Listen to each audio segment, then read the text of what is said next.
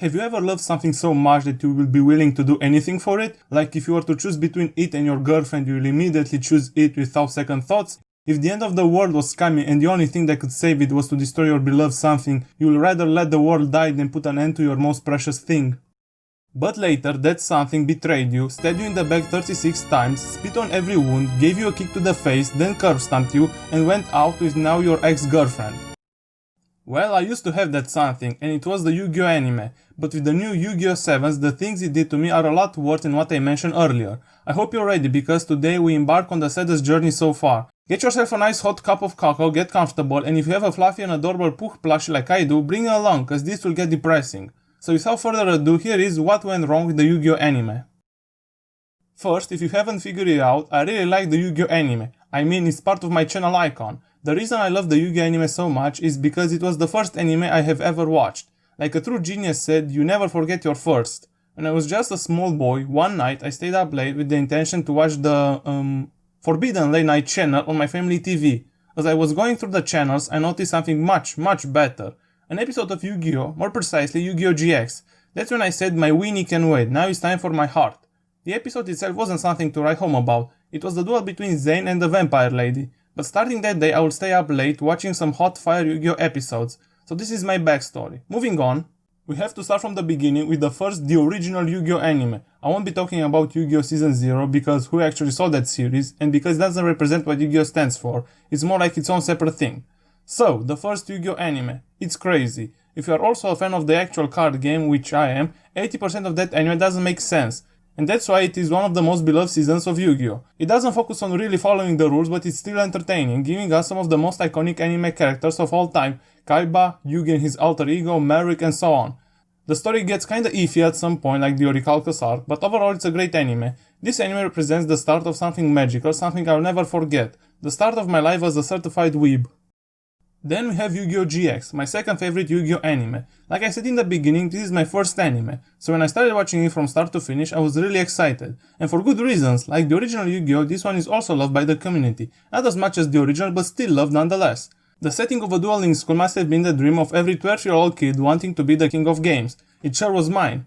From this point on, the anime follows the real card game rules more precisely, unlike the first Yu-Gi-Oh. The story is still weird, competing to that of JoJo's Bizarre Adventure. Yes, now that I mention it, I can put it in the thumbnail, right? From this anime, I realized that the Yu-Gi-Oh anime has some great villains. In the original Yu-Gi-Oh you have Kaiba, Merrick and Pegasus, to name a few, and in GX you have Yubel, Sartorius and Nightshroud, which there is this theory that he predicted future events of future Yu-Gi-Oh anime. I will link down below a great video talking more about it. So like the first Yu-Gi-Oh anime, GX is a masterpiece, a true classic anime. So what could go wrong with this franchise? Well...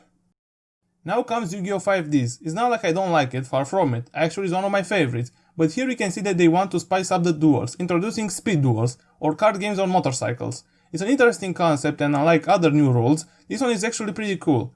5Ds also has a more mature cast of characters and the story is a little dark. Not like previous ones had happy fun time stories, but this one is dark from the start.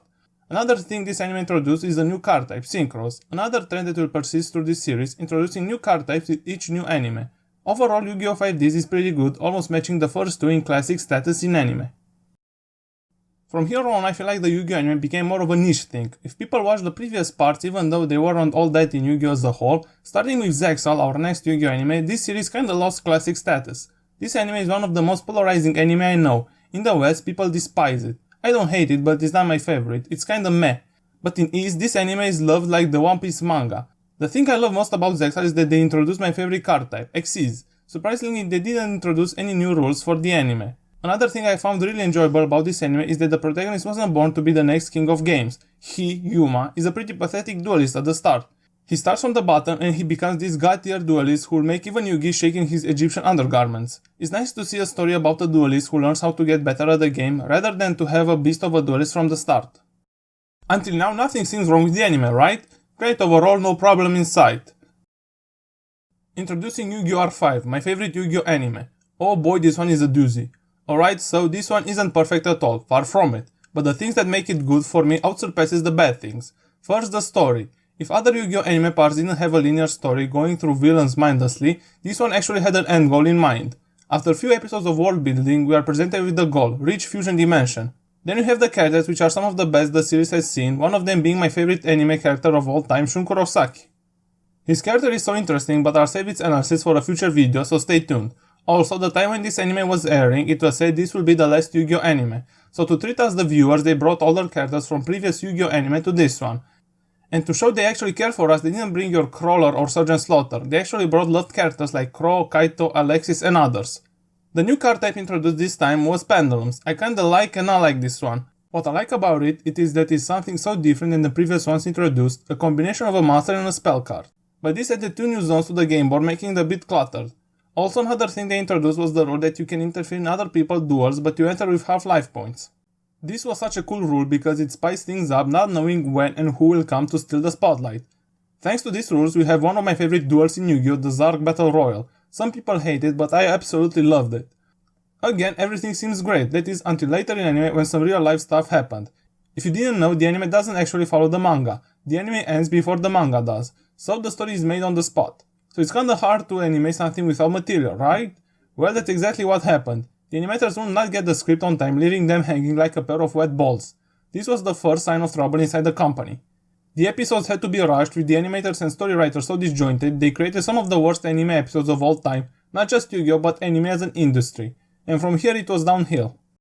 Next comes Yu-Gi-Oh! Vrains. Again, the problems from inside can be seen much early, with recap episodes so often to do staff problems. The producer had to apologize on Twitter for the abundance of recap episodes. Basically what happened in 21, this week's episode, was a recap episode. It was another recap episode.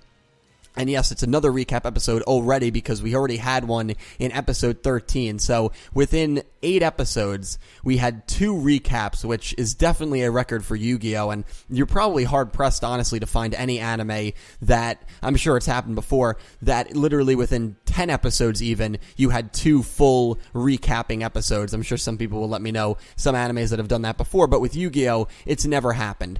I really don't mind recap episodes as long as they're every maybe 30, 35, 40 episodes, but the fact that we had one so early on 13, and then the fact that we had one literally this week was kind of surprising, and it rubbed myself and a lot of people the wrong way. But the director of Vrains, and a big shout out to user on Twitter, OrangeS002, he's the one who pointed this out to me. I did not even realize the director of Yu-Gi-Oh! Vrains had a Twitter. Of course, it's all in Japanese kanji, so I wouldn't have really been able to read it anyway. I took this tweet.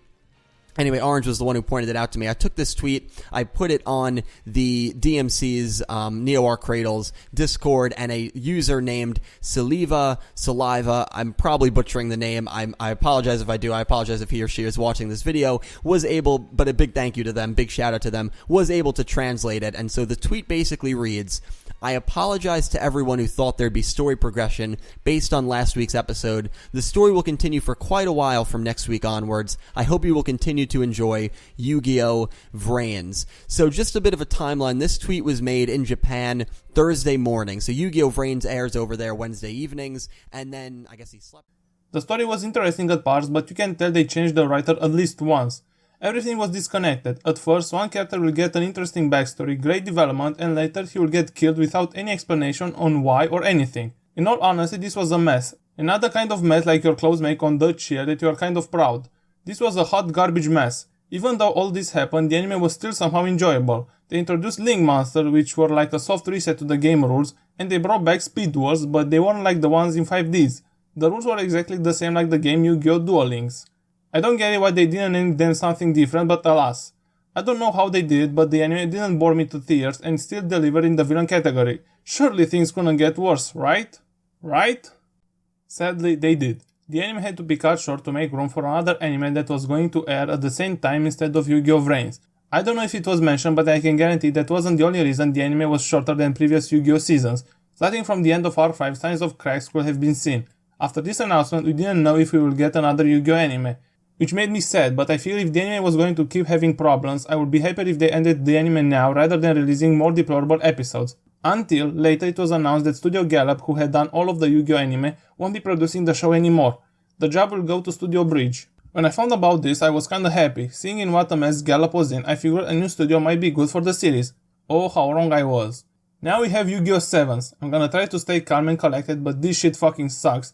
I don't know who writes these episodes, but they clearly hate Yu-Gi-Oh! The only thing Yu-Gi-Oh! Rated about this anime is the name, because this anime introduced the worst new rules in form of rush duels. They are these pseudo speed duels from Yu-Gi-Oh! Vrains, but much worse. It's like they know they'll also be cut short, so they have to speed things up. Even so, the story is so hard to watch. In all my life I never skipped an episode of Yu-Gi-Oh, but the last one was so bad I just clicked through it. I'm calm now. Like I said, this is the worst anime I have ever laid my eyes on, but I'm optimistic and I pray to God this boring stuff is just a ruse from them, because Yu-Gi-Oh! R5 also had a similar start like this, a story where everything was sunshine and fun. I will keep torturing myself with this thing called Yu-Gi-Oh! In hopes of things changing in good, but right now the main villain of the anime is the anime itself. I hope you enjoyed this video. If you did, like it, subscribe and leave a comment if you actually enjoy Yu-Gi-Oh! 7s. Maybe I'm missing its enjoyment, or is it that bad on purpose? At this point I will take anything. If I knew Yu-Gi-Oh! Would go down this route, I would have been happier for it to end with Vrains, not with this.